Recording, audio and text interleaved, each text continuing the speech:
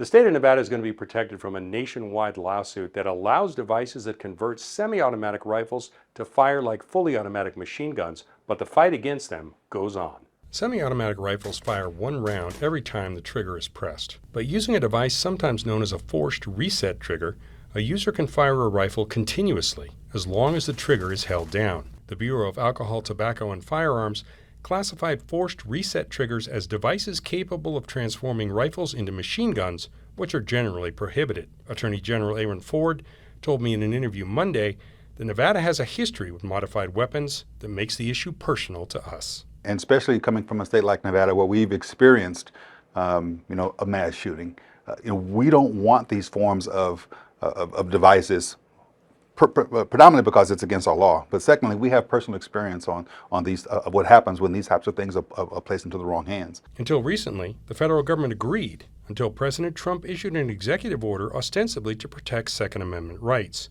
After that order, the Justice Department stopped fighting the manufacture of forced reset triggers and even agreed to return them to people who had to give them up because of the ATF's interpretation of the law. Ford says Nevada and more than a dozen other states that have laws banning similar devices want a concession. No forced reset triggers will be returned to Nevada residents, although Ford says that solution is just temporary. We have said that they will not be shipped to Nevada, but our borders are porous. Intrastate borders are porous, to be sure.